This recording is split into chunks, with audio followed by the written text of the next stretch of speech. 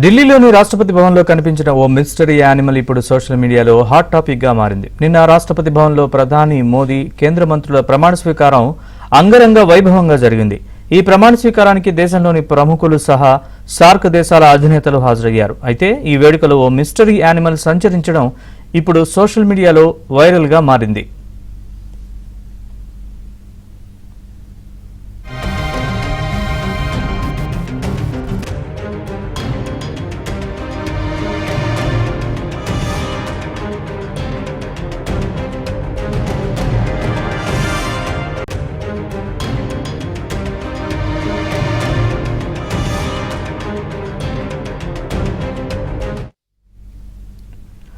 దుర్గాదాస్ మంత్రిగా ప్రమాణ స్వీకారం తర్వాత సంతకం చేసి పైకి లేచిన సమయంలో రాష్ట్రపతి భవన్ మెట్లపై ఓ జంతువు కనిపించింది.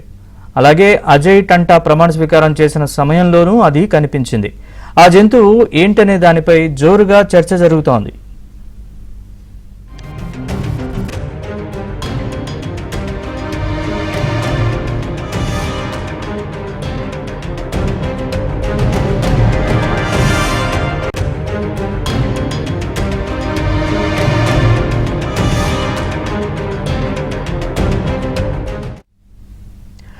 అయితే ఆ జంతువు నడక, తోక చూస్తుంటే అది చిరుత పులిలా ఉందని ఈ వీడియోను సోషల్ మీడియాలో వైరల్ చేస్తున్నారు. ఇప్పటికే ట్విట్టర్లో పలువురు నెటిజన్లు ఈ వీడియో పోస్ట్ చేసి ఇది చిరుత పులేనా అని ప్రశ్నిస్తున్నారు. అయితే దాన్ని సెక్యూరిటీ డాగ్ అని కొంతమంది కొట్టిపారేస్తుంటే మరికొందరు పెంపుడు పిల్లి అని అంటున్నారు.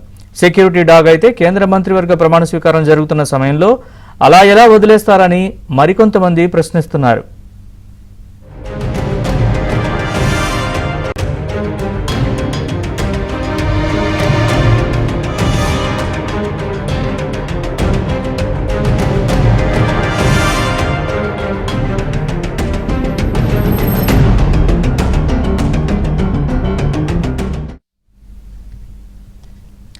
దుర్గాదాస్ మంత్రిగా ప్రమాణ స్వీకారం తర్వాత సంతకం చేసి పైకి లేచిన సమయంలో రాష్ట్రపతి భవన్ మెట్లపై ఓ జంతువు కనిపించింది. అలాగే అజయ్ టంటా ప్రమాణ స్వీకారం చేసిన సమయంలోనూ అది కనిపించింది.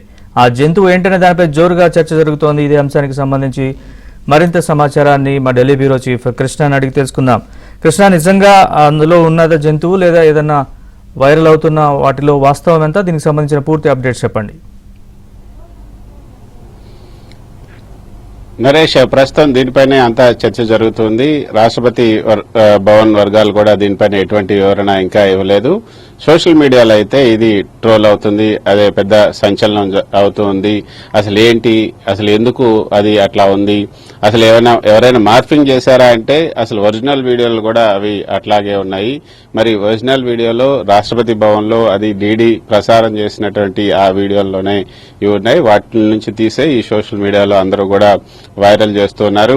అసలు వెనక ఉన్నది ఏంటి, ఆ జంతువు మిస్టరీ యానిమల్ అని కూడా చెప్తున్నారు. అసలు ఆ మిస్టరీ యానిమల్ ఏంటి? లియోపార్డ్ అని కొంతమంది చెబుతున్నారు, చిరుతపులు అంటున్నారు.